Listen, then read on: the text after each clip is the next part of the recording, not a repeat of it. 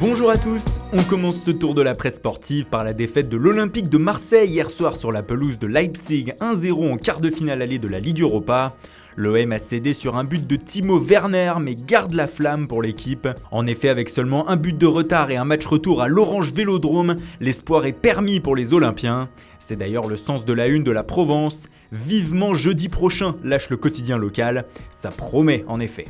Dans les autres matchs de la soirée, Arsenal a disposé facilement du CSK à Moscou hier 4-1.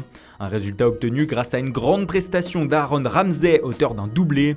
Le Gallois est salué ce matin par la presse, comme ici le Daily Express. Côté français, on peut se réjouir du retour en forme de Alexandre Lacazette. L'international tricolore a lui aussi inscrit un doublé pour les Gunners, qui sont en position favorable pour rejoindre le dernier carré. Même situation pour l'Atlético Madrid, victorieux du Sporting à domicile 2-0 hier.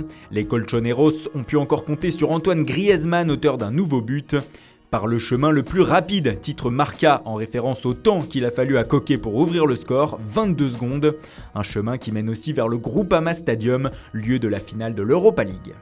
Toujours en Espagne, la presse catalane ce matin continue d'évoquer la situation de Samuel Umtiti. Selon Sport, l'international français et le club Blaugrana seraient optimistes sur le fait de tomber d'accord pour une prolongation de contrat. Les deux parties se donnent un mois avant de parvenir à un accord. Le geste de Umtiti sur la célébration du deuxième but du Barça contre la Roma mercredi soir a été vu également comme un signe positif.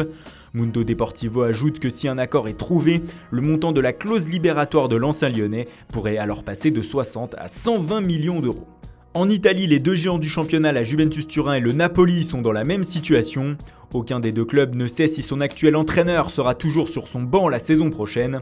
C'est pourquoi, comme le rapporte le Corriere dello Sport, les dirigeants des deux formations ont déjà fait leur shortlist pour cet été. En cas de départ de Massimiliano Allegri cet été, les Bianconeri aimeraient attirer pour le remplacer soit Zinedine Zidane, soit Simone Inzaghi, ou alors plus surprenant, Didier Deschamps, l'actuel sélectionneur des Bleus.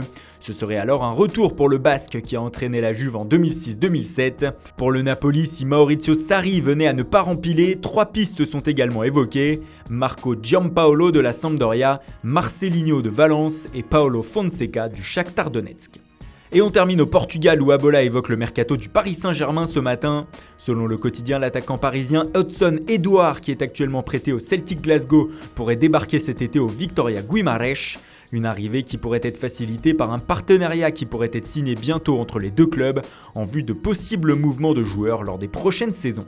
Voilà, c'est tout pour aujourd'hui. Merci pour votre fidélité. Bonne journée et bon week-end à tous et rendez-vous dès lundi matin pour une nouvelle revue de presse.